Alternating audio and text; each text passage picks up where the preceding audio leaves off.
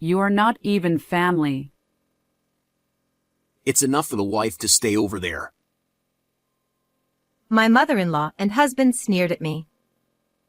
When I went to my in-laws' house, I was ordered to sleep in a basement with a temperature of 105 degrees Fahrenheit. With smirks on their faces, they went off to the air-conditioned living room. Enraged by their terrible treatment, I left the divorce papers and disappeared. Then, the next morning, there were 100 voicemails from my shocked husband.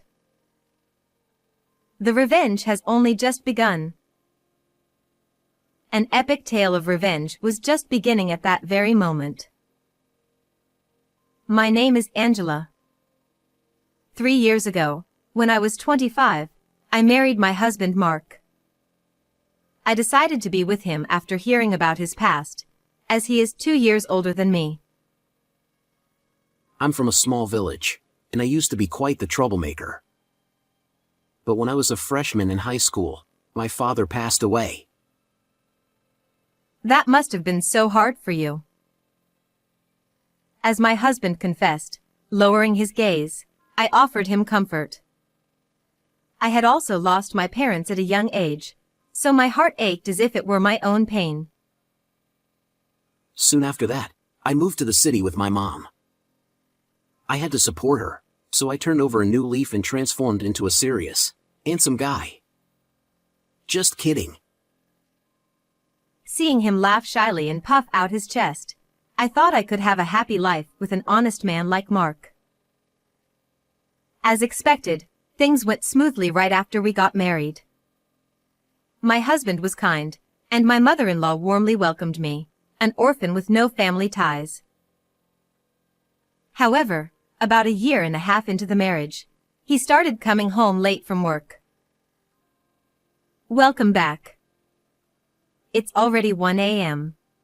Where have you been? Oh, just out. I'm going to take a bath. I would wait for Mark at the door late at night, turning on the entrance light to greet him. I also worked full-time, but I was worried, so I waited for him to come home no matter how late it was. But he would never tell me where he had been. Hey, Mark, your hands are all black. What have you been doing? By our second year of marriage, there were days when he would come home with his shirt covered in dirt. I found this suspicious and confronted him. Stop nagging me all the time. Don't interfere with what a man does. Just shut up. Mark yelled angrily, like a delinquent character in a drama. I was so shocked by his loud voice that I couldn't say anything in return. Moreover, my mother-in-law, Nancy, who lived 30 minutes away by car, also began to reveal her true colors. I used to rule the village in my younger days. I didn't go to school and would ride my motorcycle around. It seemed that my mother-in-law had once been part of a delinquent group, and she began to show up at our house in a car modified to make loud noises. She would use the spare key my husband had given her to enter our home without permission and take food and daily necessities. Back in the day, I used to swipe goods from the supermarket without paying. Nancy, if you need something, just tell me, and I'll prepare it for you. Please stop taking things without asking. What? How dare a daughter-in-law speak so arrogantly? How cheeky. No matter how many times I warned her, Nancy refused to listen and, worse, would rage and wreck the room before leaving. I'm at my wit's end. No matter how clearly I speak, it's like talking to a wall. But I knew I couldn't let things continue like this. I realized that sooner or later, I would have to have a serious conversation. One day, my husband took some time off for summer vacation, so we decided to visit his family home. Usually, we just do day trips, but this time we'll be staying overnight. What? I wish you had told me that sooner. Hearing about the overnight stay at the last minute, I hurriedly prepared the day before our visit. But maybe this is a chance for us to have a proper family talk. It could be an opportunity to clear up any misunderstandings. At this moment, I was still naively believing in the family bond, completely unaware of the true intentions of Mark and his mother. You're late.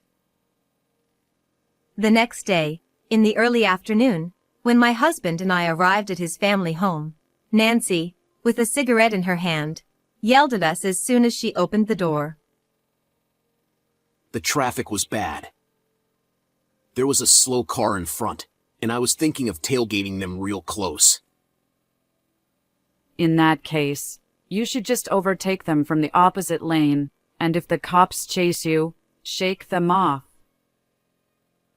Laughing as they walked into the house, Nancy and Mark looked like completely different people from when we got married.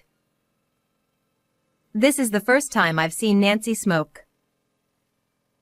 I sat down quietly in the living room where I was shown, feeling slightly uncomfortable. Angela, I need you to take care of the neighborhood association's accounting records. As I was taking out a gift box of assorted jellies from my bag, a pile of receipts and papers was dumped on the table in front of me. When I looked bewildered at Nancy and the documents, she quickly snatched the gift from my hand. I've been asked by my neighbors to take on the role of the accounting job. With an exaggerated shrug, she tore open the wrapping paper of the jelly box. It was strange that someone like her, who boasted of playing around instead of going to school and not even knowing basic addition, would be asked to handle the accounts. So, you need to finish the accounting work right away. Right now? Me? Ha! Are you saying you can't do it? Startled by her demonic expression as she yelled at me, I instinctively glanced at Mark for help. However, my husband just started lounging around, watching TV as if it had nothing to do with him. Since we're staying here tonight, maybe it's my duty as the daughter-in-law to do at least this much. I tried to convince myself and searched on my phone for how to keep the books. Imitating what I saw, I began the accounting work, checking the receipts and past documents. However, no matter how much I worked, the job never ended, and it quickly turned to evening. Oh, by the way, there's a summer festival in 2 days. Tomorrow we'll be busy with preparations, so you two will help with the stalls. A summer festival? Exhausted from the accounting work, I couldn't help but cry out. I'm heading out for a meeting tonight. Unlike me, who was exhausted, Mark seemed to be excited about the summer festival, his voice bubbling with enthusiasm. It's just a drinking party, right? Well, that's how adults enjoy summer festivals. Nancy chuckled and finally took out the chilled jelly from the refrigerator and started eating it by herself. Then, my husband went out for his meeting, and Nancy said she was going out for dinner with friends. They both left the house by 6 p.m. After that, I was alone, calculating until late at night. They finally returned around 11 p.m., with Mark completely drunk and Nancy louder than usual. Tomorrow is the day before the festival. Time to sleep. Oh, Angela, you sleep in the basement. As soon as they came back, Mark and Nancy led me to a small, windowless basement. What is this place? It's so hot. As soon as I opened the door, a heavy, damp heat wafted out, and when I looked at the thermometer in the room, the temperature was 105 degrees Fahrenheit. There was only one moldy, old mattress inside. For the wife, this place is good enough. That's right. You're not even family. When I looked at the two of them in disbelief, they both snickered, saying, "You should be grateful we even prepared a mattress for an outsider. This can't be. If I sleep here, I'll get heatstroke."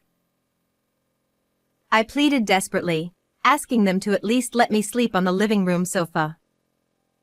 But at that moment, Nancy shot me a sharp glare. Ha! A stranger like you is being so selfish.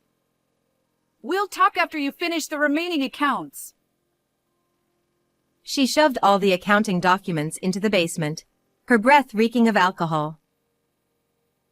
Tomorrow is the festival preparations. We're leaving early in the morning. Mark, completely drunk, spat out these words before heading back to the air-conditioned living room with Nancy. It's too hot in here to do any calculations. And we can't even have a family conversation. I found the basement suffocating, so I went out into the night garden to cool off and think about what to do. Then, from inside the house, I heard Nancy's voice as she talked on the phone with a neighbor. I strained to listen and heard her saying something I never expected. "What? Is that what this is about? Fine, I'm ending this marriage today." Learning the terrifying truth, I was filled with rage. I waited until the family was asleep, then quietly researched the necessary documents and procedures for a divorce. I printed the required papers and placed them smack in the middle of the basement. Well, tomorrow will be interesting. I smirked and left the in-laws' house, deciding to stay at a nearby business hotel. I could hardly sleep that night, but the next morning, I was in a great mood. I received numerous calls from my husband, and there were 100 voicemails. When I played them back, I heard Mark's loud voice saying, What's the meaning of leaving divorce papers like that? My mother-in-law also shouted, Are you planning not to come for the summer festival preparations? You stupid wife! However, their voices gradually toned down, and by late morning, they had changed to something pitiful, almost on the verge of tears. It seems like it's just the right time. Sensing what might have happened, I decided to head to the summer festival preparation site, carrying a paper bag. When I arrived at the site, I was met with the sound of shouting. What is the meaning of this? William, the neighborhood chairman, who was almost 70, was furiously questioning my husband and mother-in-law. The two of them were pale-faced, stammering nervously. The people from the neighborhood were looking on from a distance, their faces puzzled as they watched the situation unfold. Seeing the scene develop as I had expected, I felt a triumphant cheer inside, and I called out to William. "Hello. Thank you for having me." As I appeared nonchalantly, Mark and Nancy became furious. Where have you been? Give the financial report immediately. You were so happy to say, I'll handle it, and worked on the books yesterday. The two of them came at me so aggressively that I instinctively took a step back. William stood between us, as if to protect me. He held 3 sheets of paper in his hand. I delivered those complaint documents to William's house last night. I pointed to the documents in William's hand and raised my voice, so everyone around could hear. Mark and Nancy were startled by my sudden loud voice. Mark and Nancy have been embezzling the neighborhood association's budget. When I declared this loudly, the people in the neighborhood murmured, "What? What are you talking about? You crazy girl! Have you gone mad from the heat or something? Panicked, my husband and mother-in-law turned red and lashed out at me. but I ignored them and explained to William and the people gathered for the summer festival preparations. Actually, while I was doing the accounting the day before, the budget set by the neighborhood association and the amount spent just didn't match up. The same was true for the summer festival. No matter how many times I recalculated, the numbers didn't add up at all. I mentioned to Nancy, maybe some receipts are missing? But Nancy yelled at me, Just make the numbers match up. and insisted I enter the books as if the entire budget had been used up. The more I thought about it, the more troubling ideas came to mind. In reality, they haven't used the entire budget. So what happens to the leftover money? No way. And that night, when I couldn't bear the heat in the basement and went out to the garden, I heard the sound of drunk Nancy yelling on the phone near the vent. She seemed to be talking on speakerphone, and I could clearly hear the person on the other end of the line. A neighbor, sounding apologetic, said, I've always handled the accounting every year, so I did it again this year. Then, the next moment, my mother-in-law replied, Leave it to me. After all, I'm quick with numbers, and I was great at studying too. And then, in a hushed tone, she continued, Since there are fewer people in the neighborhood, it seems the summer festival budget has been cut in half. Even William seemed disappointed. She added, So, make sure not to mention anything about the budget, okay? She repeated this several times. I widened my eyes in shock. Because I knew the neighborhood budget hadn't changed by a single dollar from the previous year. At that moment, I was convinced that Mark and Nancy were planning to pocket the neighborhood funds. That's why I informed William last night about your embezzlement of the neighborhood funds with a letter and documents. I looked straight at my husband and mother-in-law in front of me. Oh, no! This girl is just mistaken. She probably made a calculation error. Yeah, you. You're such an idiot. With strained smiles, they shrugged at the neighbors, as if to say, what a troublesome wife. No, there is more proof. When I took my smartphone out of my bag, Mark and Nancy looked at me with puzzled expressions. The sound is a bit low, so I'll play it through this speaker. I spoke to William standing next to me, borrowed a speaker nearby, and connected my phone. Then, the whole venue was filled with a loud recording of a conversation between Mark and Nancy. It turns out it's pretty easy to pocket the neighborhood funds. With this, we can pay off the debt. No problem. The night before, after she finished her call with the neighbor, Nancy started talking to Mark, and I had recorded it on my phone. Upon hearing their plot being exposed, they both let out a small scream, and the recording cut off abruptly. You too. So you were embezzling after all. William, veins bulging on his temples, confronted my husband and mother-in-law. They realized it was impossible to continue covering up their theft. After a brief moment of silence, Nancy furrowed her brows deeply, putting on a troubled face. William, I'm so sorry. I was struggling to make ends meet, and I did something terrible. Nancy looked down meekly, like a pitiful heroine in a tragedy. We're a single-parent family, right? Mom went through so much to raise me. I'm sorry. I just wanted to make things easier for her in the wrong way. Mark, loudly apologizing as if to protect his mother, appeared to be the perfect picture of a devoted son. Even William seemed moved, his stern eyes softening with sympathy. I didn't miss the look on their faces, which said, "We've got this." Well, then, in the next recording, you must be saying something honorable. Smiling, I pressed the speaker button once more. After a burst of static noise filled the venue, my husband and mother-in-law's conversation came through again.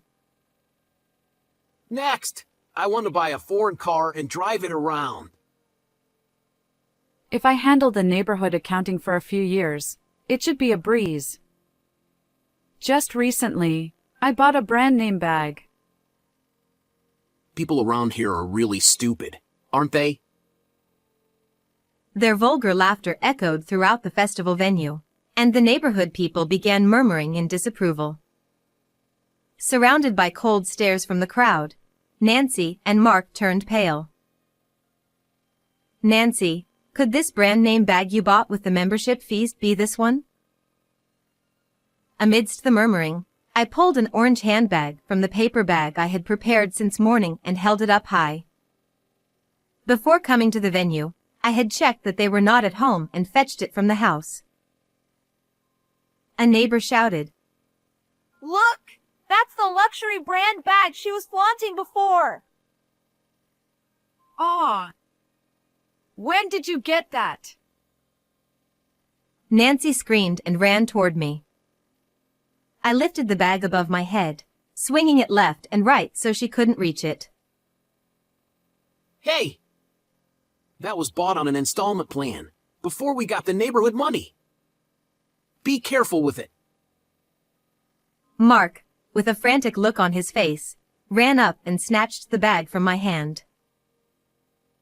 As we continued to glare at each other, William's voice echoed over the now silent festival grounds. Luxury brands, foreign cars. All lies. What do you think the neighborhood dues are for? Exactly. They're treating it like their personal wallet.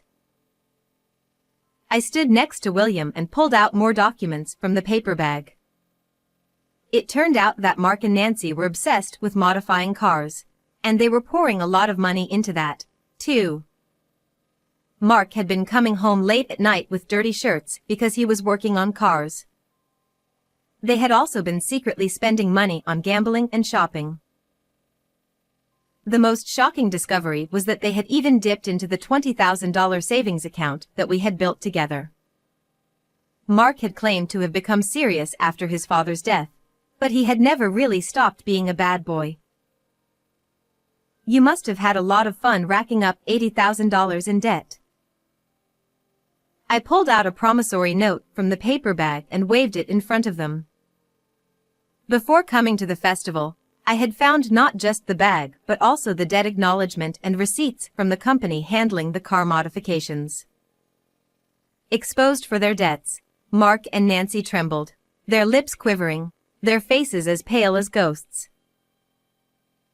To use the fees everyone paid for such things. Unforgivable. William scolded them, looking at the documents I had presented.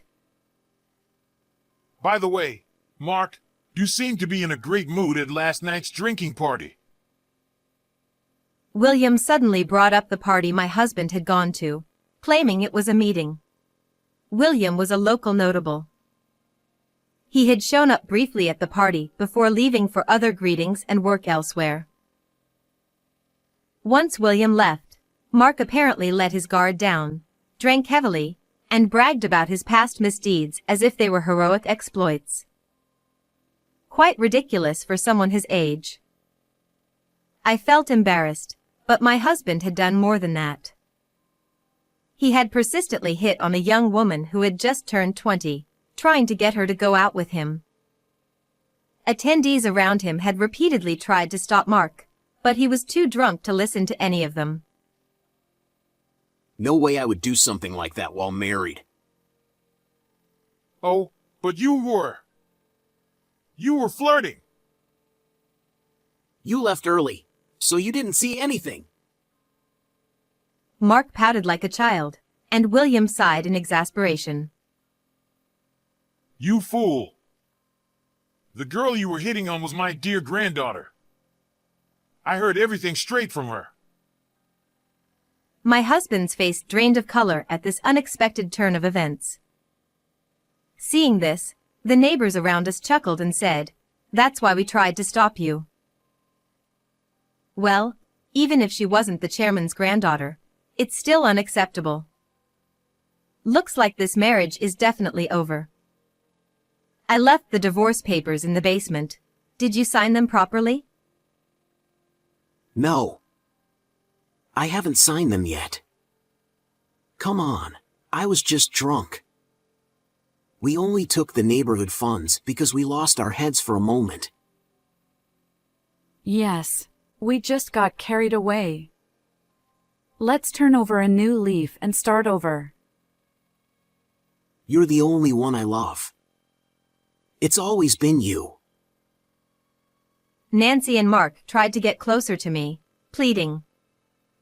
But their words no longer meant anything to me. "William, do you think I can get compensation for the matter with your granddaughter?" I loudly asked the chairman, ignoring the two of them. I'll ask the lawyer we always work with, but if the man who flirted with my granddaughter is single, it might just be considered romance. William replied, scratching his chin. Hearing this, my husband quickly signed the divorce papers. As soon as Mark finished writing his name, I snatched the document and put it in my bag. Even if you're single now, you were married when you were harassing her, so it still counts. That's right. First, we'll have a proper trial for the embezzlement. William and I exchanged glances and grinned. Realizing he had been tricked, Mark glared at me and ground his teeth. If you had just kept quiet, none of this would have happened. Nancy stomped her feet angrily. That's naive thinking. Even if you tamper with the books, the neighborhood will conduct an audit at the end of the year. Such sloppy embezzlement was bound to be discovered. I replied with a sigh, and my mother-in-law and husband looked dumbfounded. I'm cutting ties with you both. I'll demand alimony for the divorce, and you'll pay for your embezzlement. I pointed directly at them, delivering the final blow. Surrounded by William and the neighbors, Mark and Nancy collapsed to their knees, crying out in despair. Just then, the police car I had called before arriving at the venue pulled up, and my slumped husband and mother-in-law were taken away. After that, I immediately submitted the divorce papers and cut all ties with the two of them. William filed a lawsuit over the embezzlement of the dues, and now the two of them are behind bars. Even when they are released, they'll be shunned by the neighbors, and it will be impossible for them to continue living in their current home. Moreover, they will have to pay $20,000 in divorce alimony, $10,000 for half of the embezzled savings, and $80,000 in debt for their extravagant lifestyle. They will likely face days filled with debt, without a home or money. By the way, regarding the summer festival, which had caused such a stir, the problem was discovered at noon the day before the festival, so everyone in the community hurriedly worked together. They managed to buy the prizes and food according to the original budget, and the festival turned out to be as lively as ever. Having exposed their wrongdoing, I found myself quite favored by William. You've got guts. How about running for city council? I'll support you. He's even suggested that I run for office. I might just make my debut in the political world. How did you enjoy this story? Don't forget to subscribe to the channel. See you in the next video.